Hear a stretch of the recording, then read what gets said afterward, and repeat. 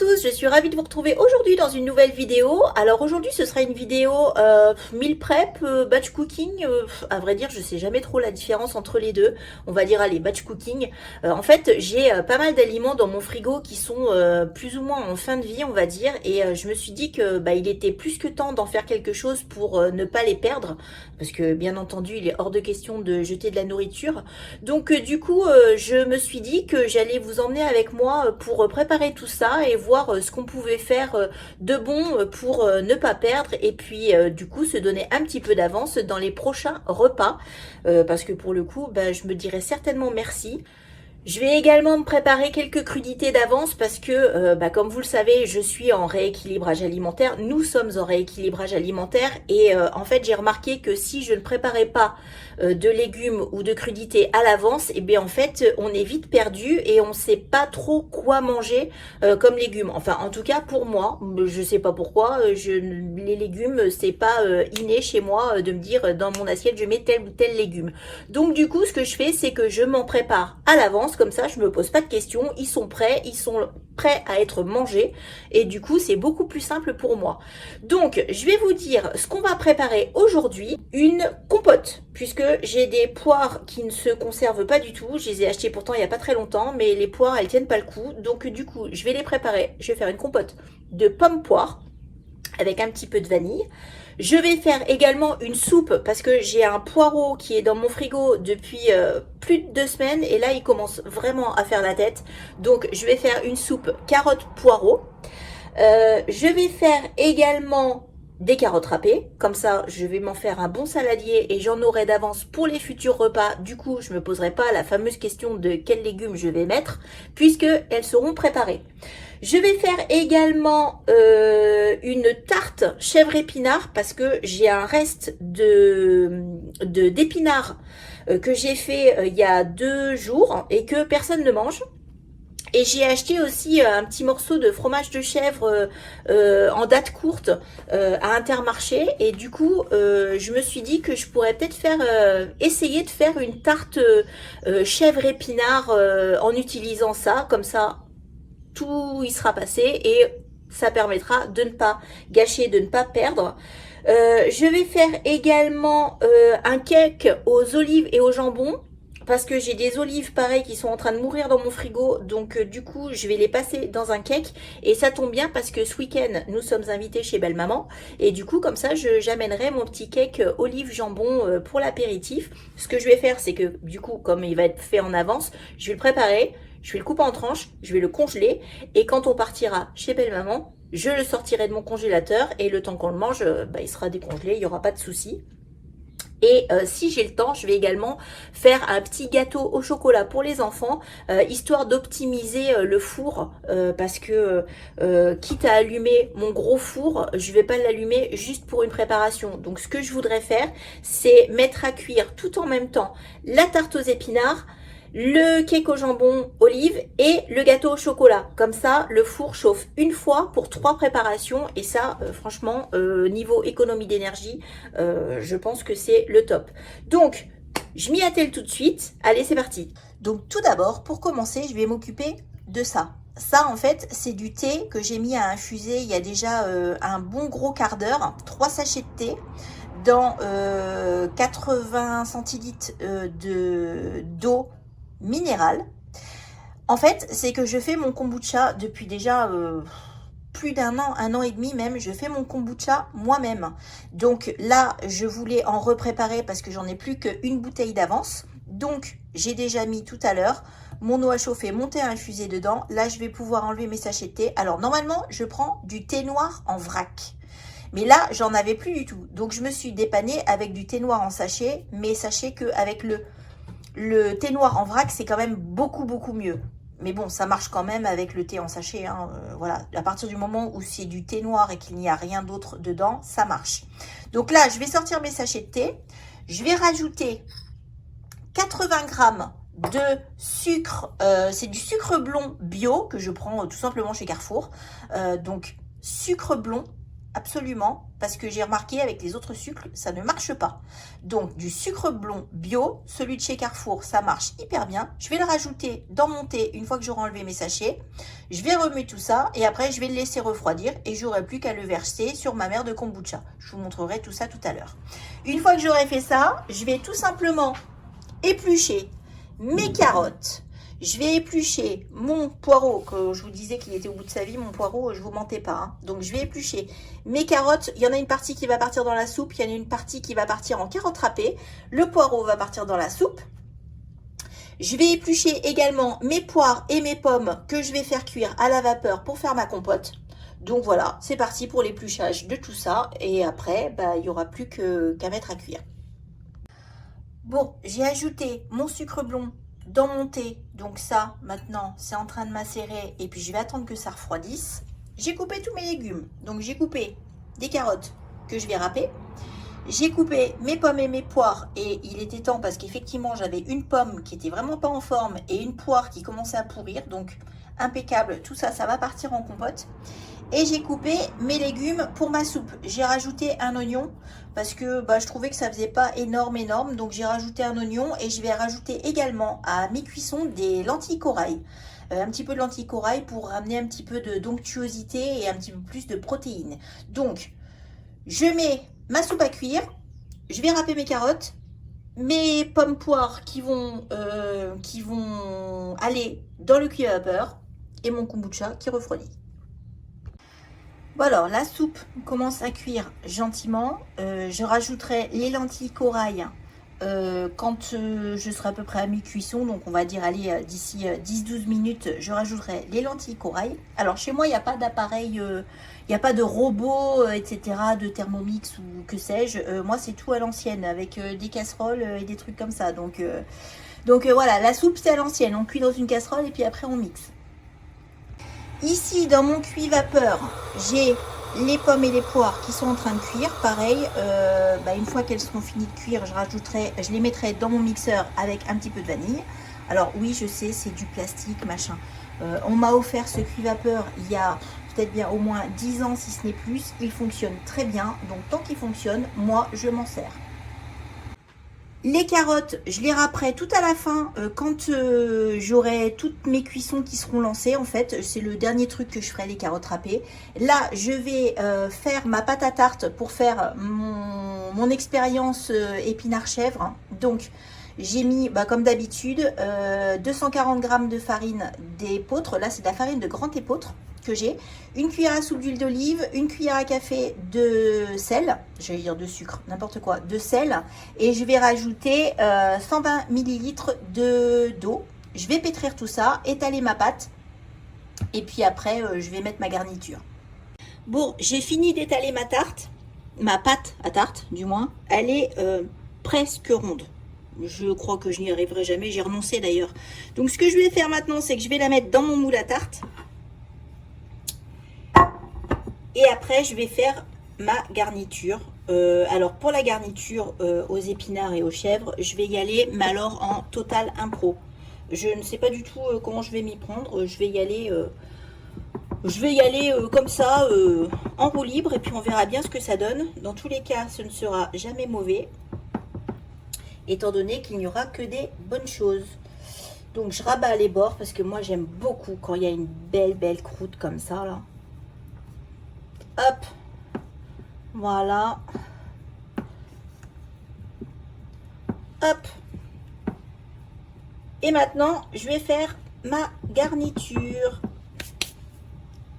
Bon alors pour ma garniture, pour ma tarte, ce que je vais faire, c'est que je vais battre 3 œufs en omelette, je vais rajouter des épinards, donc forcément qui sont déjà cuits puisque c'est des épinards qu'on a mangés avant-hier. Je vais couper des petits morceaux de fromage de chèvre. Je vais voir ce que ça donne parce que c'était des épinards surgelés à la crème. Donc en fait, il y a déjà du laitage dedans. Donc déjà, je vais fouetter tout ça. Je vais voir ce que ça donne. Et puis si jamais je vois que c'est vraiment trop compact, je rallongerai avec un petit peu de lait. Et comme ça, et bien après, je mettrai tout dans mon fond de pâte et je mettrai tout ça au four. Bon, on va voir, on va essayer, on verra bien.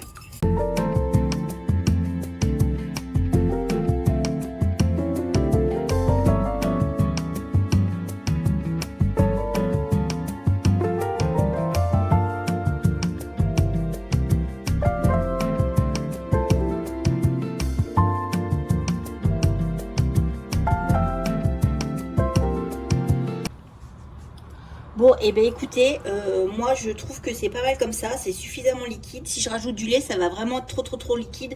Là, franchement, j'ai un truc vraiment pas mal. Donc je vais juste rajouter un peu de sel, un peu de poivre, et puis ça va partir dans mon fond de tarte.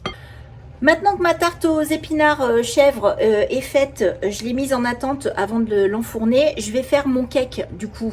Comme j'ai pas beaucoup de temps parce qu'il va falloir que j'aille chercher Julie à l'école, j'ai tout mis dans mon saladier, ma base. Je vais rajouter ensuite après mes olives et mon jambon et puis je mettrai tout ça dans mon cake et après je file à l'école. J'ai même pas 5 minutes pour tout faire. Donc là, j'ai mis 200 g de farine, un sachet de levure, 4 œufs, j'ai mis du sel, du poivre, j'ai mis 12 centilitres de lait, j'ai mis 7 centilitres d'huile, de l'huile de colza classique et je vais mélanger tout ça pour faire une belle tarte et ensuite je vais ajouter olive noire, olive verte et des jambons. Bon, j'ai rajouté mon jambon, un paquet de jambon en dés déjà tout prêt. J'ai mis mes olives noires et mes olives vertes. Je sais pas, j'ai mis à peu près une quinzaine de chaque que j'ai coupé en morceaux. Et je vais mélanger tout ça et je me sauve à l'école parce qu'il est déjà 4h25. Donc il faut absolument que j'aille chercher Julie. Donc je vais juste mélanger ça et après je mettrai tout dans le cake en revenant. Bon, je suis de retour de l'école. J'ai été chercher le monstre, donc je peux reprendre ma préparation pour mon cake salé et ensuite je vais faire mon petit gâteau au chocolat. Donc là, je vais tout mélanger parce que du coup, j'ai tout laissé en plan. Donc je vais tout mélanger, tout mettre dans mon cake et m'atteler à mon gâteau au chocolat et je vais tout enfourner.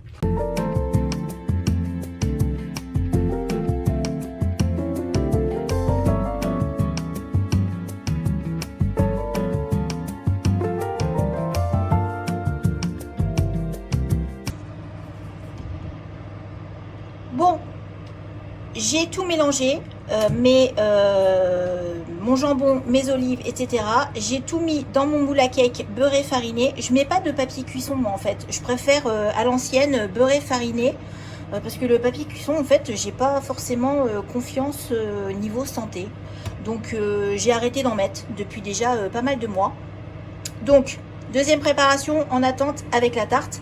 Et là, je vais m'atteler à mon gâteau au chocolat. Donc, j'ai déjà mis dans mon saladier 180 g de farine complète. Je vais y ajouter de la compote, 200 g de compote. Donc, moi, je prends deux petites compotes comme ça. 2 œufs, un demi-sachet de levure. 50 ml de lait, moi je prends du lait de vache normal et ce que vous entendez c'est le micro-ondes puisque j'ai déjà 100 g de chocolat qui est en train de fondre au micro-ondes. Je vais tout mélanger, pareil, ultra simple, hein, on mélange tous les ingrédients et puis après ça partira dans un moule à cake, deuxième moule à cake qui est ici, que j'ai déjà beurré fariné aussi, je l'ai fait en même temps que l'autre. Tant que j'étais partie en beurré fariné, j'ai beurré fariné le deuxième moule à cake que j'adore, que j'ai trouvé chez Emmaüs. Franchement, qui est super beau, qui est super profond et qui est très bien. Et que j'ai payé, je crois que c'était 50 centimes, il me semble. Voilà, donc je vais faire mon gâteau, je vais tout mélanger et puis après, je vais pouvoir tout enfourner. Ah oui, aussi, là maintenant tout de suite, comme j'en ai pas pour longtemps de préparer ce gâteau au chocolat, je vais mettre mon four à préchauffer à 180 degrés puisque mes 3 préparations vont cuire 180 degrés pendant 40-45 minutes. Comme je mets en chaleur tournante, peut-être plus 40 minutes que 45 minutes, je vous dirai ça à la fin. Mais voilà, tout part à la même température et tout, donc comme encore une fois, optimisation du four.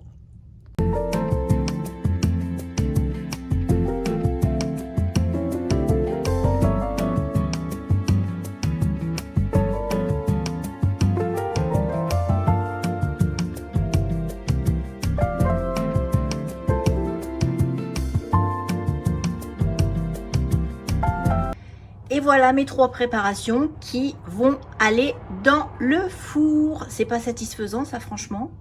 3 petites préparations comme ça. Je sais que dans 45 minutes c'est cuit. Franchement c'est trop bien.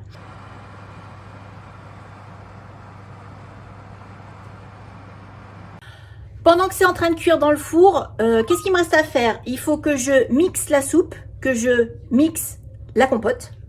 Donc, je vais faire ça de suite, comme ça ce sera fait. Et ensuite, je vais râper mes carottes. Et ensuite, je vais m'occuper de mon kombucha. Et après, on aura fini. Et le temps que je fasse tout ça, eh bien, tous les cuissons seront quasiment finis. Donc, allez, c'est parti. Je vais commencer par mixer la compote. Et après, je vais mixer la soupe. Alors comme je vous l'ai dit, moi j'ai pas de robot qui fait tout, donc je vais mettre tout ça dans mon blender. Alors pas tout ensemble, hein, bien sûr, je vais pas mixer la soupe et la compote en même temps, mais je vais d'abord commencer par ma compote. Je sais pas pourquoi, je commence toujours par mixer le sucré et après le salé, parce que j'ai l'impression que si je mixe d'abord le salé, mon sucré va prendre le goût du salé, alors que c'est complètement débile puisque je le lave entre les deux. Donc, mais bon, voilà, là, je cherchais pas à comprendre, c'est comme ça. Donc du coup, dans mon blender, oui, c'est comme ça que ça s'appelle. Dans mon blender, je vais mettre là déjà mes fruits, un petit peu de vanille liquide et je vais mixer tout ça. Je vais le laver et je vais mixer ma soupe.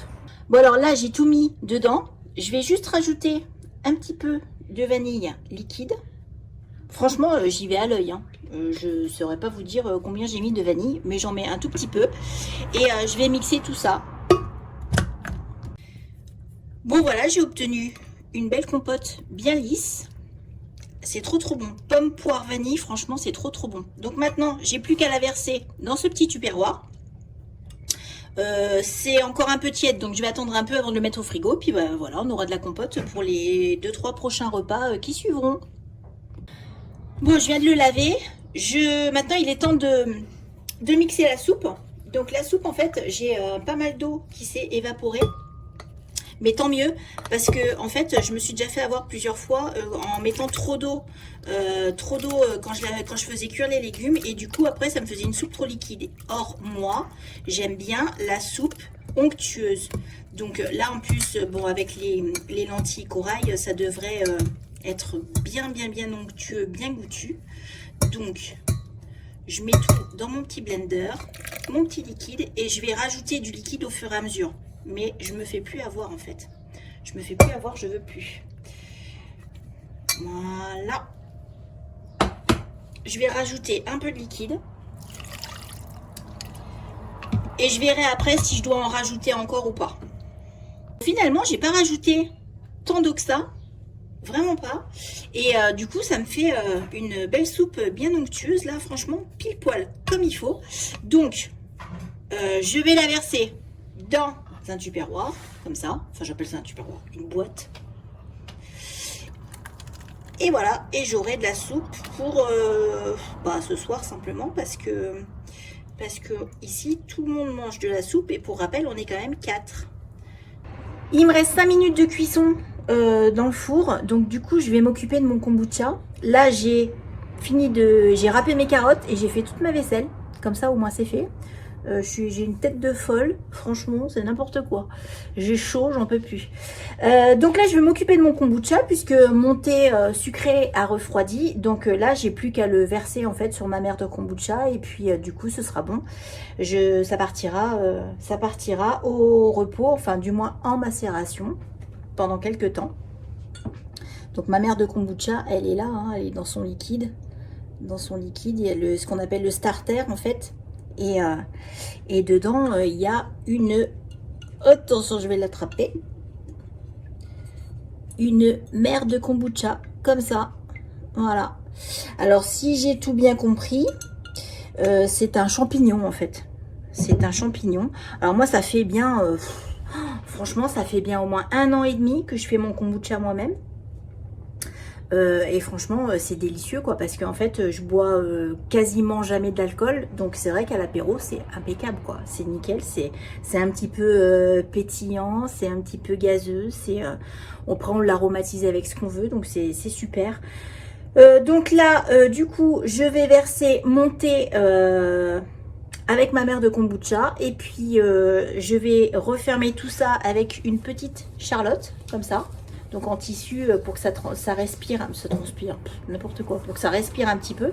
Ça, c'est les petites charlottes que j'ai trouvées chez Stocomanie. Franchement, elles sont impeccables. C'était un lot de 3. Elles sont nickel pour le kombucha, c'est génial. Donc du coup, je vais verser mon thé sucré dans mon bocal. Et puis ça va partir au placard pendant une semaine. Ouais, c'est ça, une semaine. Et dans une semaine, j'aurai plus que à verser dans une bouteille et puis aromatiser. En ce moment, j'aime bien faire du kombucha avec du sirop de cassis, sachant que la mère de kombucha, elle se nourrit du sucre. Donc là, dans mon thé, j'ai mis 80 grammes de sucre, mais en fait, elle va tout manger. Pareil, quand je vais mettre mon sirop de cassis, elle va manger tout le sucre. Ce qui fait qu'à la fin, quand il est prêt à boire, donc finalement au bout de, on va dire, une bonne dizaine de jours, voire même plus, 10-12 jours, et ben en fait, il n'y a plus du tout de sucre dedans parce que la mère a mangé tout le sucre. Donc on se retrouve avec une boisson qui n'est plus du tout sucrée. Et franchement, c'est excellent.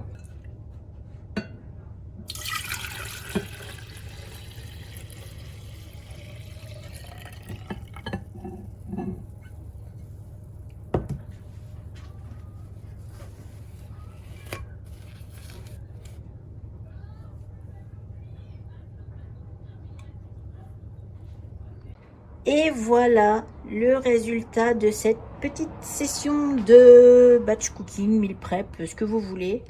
Donc, carottes râpées, j'ai pas filmé, hein, tout le monde sait râper des carottes. Ma soupe, ma compote, mon petit cake jambon olive, mon petit gâteau au chocolat sans sucre. Vous avez remarqué, hein, il n'y a pas de sucre, il n'y a pas de matière grasse. Pas du tout. Le seul sucre qu'il y a, en fait, c'est le sucre du chocolat noir que j'ai mis dedans en chocolat pâtissier. Et ma tarte au reste d'épinards et de fromage de chèvre. Et voilà. Et tout ça en, allez, 1h30 à peu près, vaisselle comprise.